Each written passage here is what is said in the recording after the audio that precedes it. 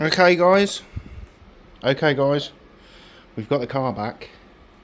As you can see, while the car's been gone, there's a little fold away workbench there. Some shelves have gone up, some of my signage has gone up. I've cleared away some of the storage space there. I've put the old dash up there. There's the wiring loom, just so I've got something to work with.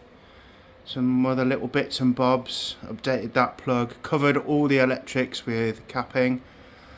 Built myself a nice little door there. So, and I've put up all my signs, so it's now like a nice little place to work with. But more importantly, the car's back. I've had it back nearly just over 3 weeks now. I did have it at the restoration show. It has been handled an awful lot. If you did get to see it at the restoration show, that's fantastic. You've actually got to see the car in the flesh. But it has been handled a lot in certain places. See here, there's some surface oxidization happened there, and it's happened across the back as well.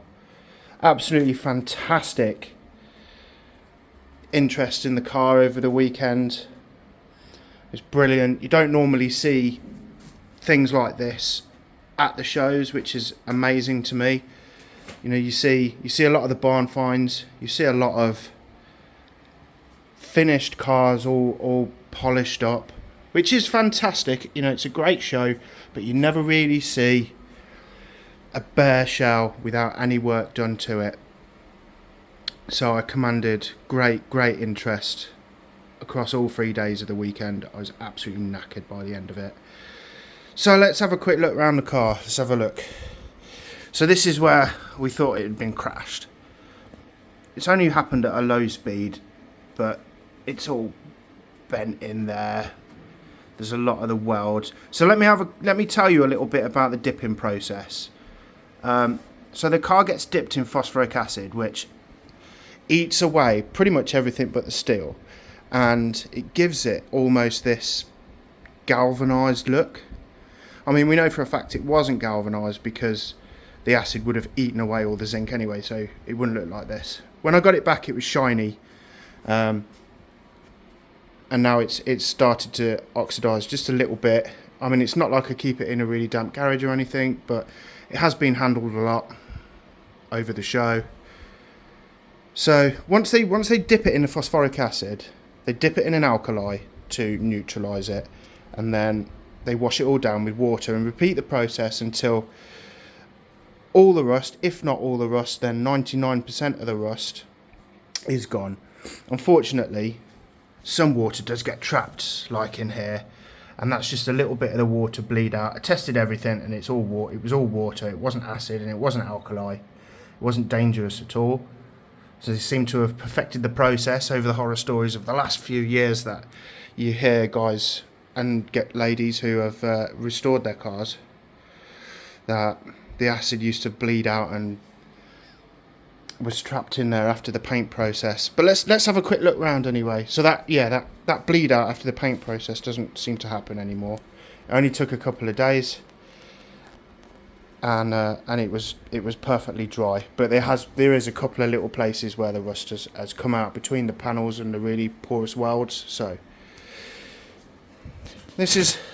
remember this bit, and I didn't know what it was. It's just a bit of plate on plate action where it's rotted away. It's obviously had something badly welded to it in the past. That's not too bad. The front fairing unfortunately didn't fall off in the dippers, which I thought it was going to, but that's going to come off anyway because it's going to foul on the new bonnet. But that's underneath the car at the moment. So it just goes to show how poor some of the work that's happened on the car is, which is fantastic. These panels are gone. There should be a lip on these to give it extra strength. I think for what it's worth, I'm just going to cut them out and replace them. That one's in a little bit of a better state, but it's quite a nasty hole down there. So that's not very nice up there either. That's going to come out and all get replaced with new. That's where there was clearly a leak on the brake master cylinder. and it's et through the steel. I don't know if you can see it on there, but that's actually really rough. It's like sandpaper. So some of them patches that have come, some of them have come off. I actually got a selection of steel plates in the boot that had come off during the dipping process, and they put back in there. That's not very nice. There's not much left to that. It's got a few holes in it there. It's happened on the other side as well. There's that other big dirty plate, and it's not very nice. So we're going to look at the driver's side first, because I've got it on a dolly. One of the car club members was very kind to borrow me some great big caster wheels that you can see under there, which I've literally just screwed to a pallet, and I can move the car around. So here's underneath the driver's wheel arch. Lots and lots of patches gone on there. That's got to come out, but it's like Swiss cheese on the other side, so not really too much of a problem. Gone down there at the bottom of the footwell, not too much of a surprise. That's not great. That's all going to come out. Looks like there's been various repair jobs done on the A-post there, so that's all going to come out. Thankfully all the panels and that are relatively easy to come by. That's the driver's footwell, which again is just lots and lots of plate on plate action. It's gone over there in the corner. I'm not sure how well this is going to come out, but there's a hole just here. That's a hole there. So there's lots of welding happened here over the past. Driver's floor pan is not very good. There's lots and lots of holes in it. Again, I'm not sure how well you're going to see this in the video. And of course it is sat on the pallet. So unfortunately here there's an awful lot of holes. If I got underneath and shined a light through it, unfortunately I can't because my arms just aren't that long enough. You'd see light pouring through that. This is that nasty bit over the rear wheel arch. Surprisingly, it seems to have held. It's obviously quite porous, because there's been lots of bleed out action there, and up the B post as well. That's all going to get cut out because that's where my roll cage is going to get fitted. Bit at the bottom of the B post here, and just behind the driver's seat on the rear wheel arch. Jacking point there is gone. I'm going to change the sills out anyway. The rear panel actually is pretty good, as you can see. Look, there's lots of oxidisation happened there, and that is just from so many people touching it up over the weekend.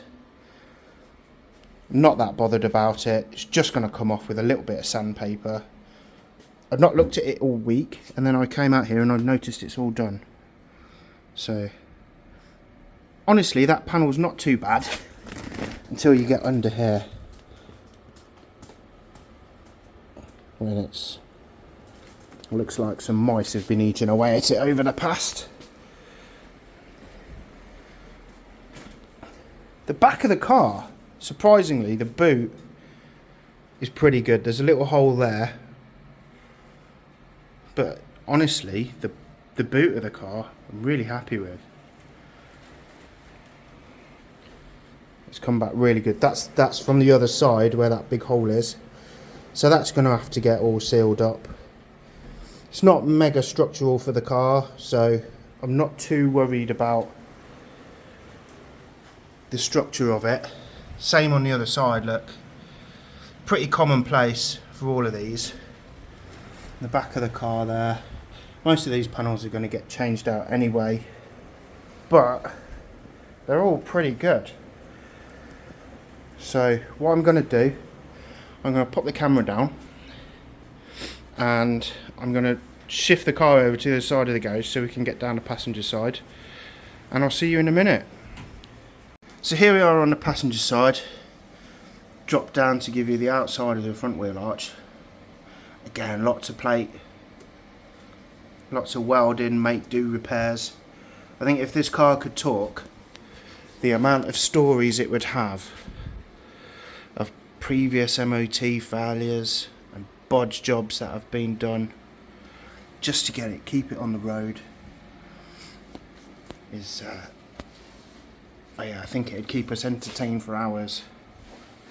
So there's the A post, and that's really not looking too good. Again, looks like it's been repaired time and time again, and it's just had layer on layer on layer poked in, and it's all rubbish. It's all so thin. There's a windscreen mount. That's gonna need some work doing to it. And there you can see where just so many people have been touching the car. There's a handprint there. It's probably one of mine, but a handprint there. It's just oxidised because it's had so many people touching it. Had so much attention. I even had people giving me bits for the car. So this one chap said, "Yeah, mate, you'll need this for your car, for your resto." Turns out I won't, because it's a front driver side wheel arch part for an MGB. So at least I got some scrap metal that I can do some welding practice on, but we'll get into that in a bit. Here's the passenger footwell. This is the prime bit. So there's been loads of bleed out there. It's just plate on plate on bits of plate. I think there's about 4 layers on this floor. We're going to peel it all out and we're going to have a look. But if we just keep going up, look at that. It's just Swiss cheese, that is. A lot better than I thought I was going to get back, but a lot worse as well in another respect. So that's probably got a lot to do with it. Look, done in the factory. You see straight through that. Passenger footwell. Again, look at all of this. It's just completely gone. So, one of the chaps from the car club was very kind to give me one of these, which is top wishbone hanger, but it's for a much earlier car and it won't fit mine, but it will give me some sort of idea on how I want to work it. So that was really good. Thanks, Ian, for that. If you're watching. So yeah, it's big hole there. This is a good thing about acid cleaning, is it gets absolutely everywhere. It's all in the transmission tunnel. The underside of the transmission tunnel is fine, inside it, but the floor is going to need replacing. That, I've got no idea why somebody did that in the first place, but it was clearly done on purpose, because it's all been folded over to take away all the sharp edges. It's terrible. It looks like somebody's done it, you know, with a hammer and a screwdriver. It's poor. But so was a lot of the work that was done on these cars back in the day. That's in there as well. Again, that wheel arch piece, that's gonna come out, because they're the mountings. You know, it looks exactly the same on the other side. The mountings are knackered for the seat belt. I want this to be safe. So there's the back of the sill. The rest of the sill looks okay. There's the back of the sill. Again, lots in there, look. So that's all going to come off and come out. This is the underside of the car. So I'm going to try and do both sides from underneath the car now. There's the back of the sill, where the spring hangers go.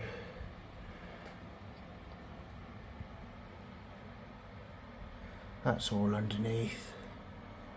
Really not very good work that was been done in the past.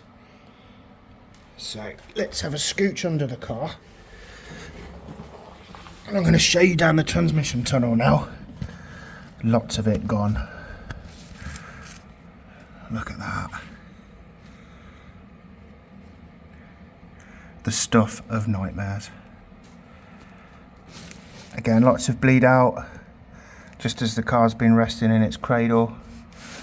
Nice big hole there. All at the back, look. That's behind all that big weld on plate, that Frankenstein welding above the driver's side wheel arch. But, to be honest, the rest of it, again, doesn't look too bad. Here's the driver's side rear wheel arch. Again, not too bad. But when we get to it, here's underneath. That's at the back of the driver's side rear wing. And then if I drop it down, there's that big hole there. This is that weld where the hole is for the fuel tank. That's the hole where in the boot from above the fuel tank. But the rest of the panel looks pretty good. Little bit here and there. But honestly, nothing that I'm not really confident that we can fix.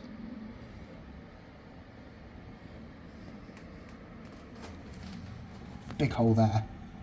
I only just spotted that. Big hole there. But once all that comes out, so I'm quietly confident. All I've got to do now is practice a bit of welding, and it shouldn't be too much of a bother.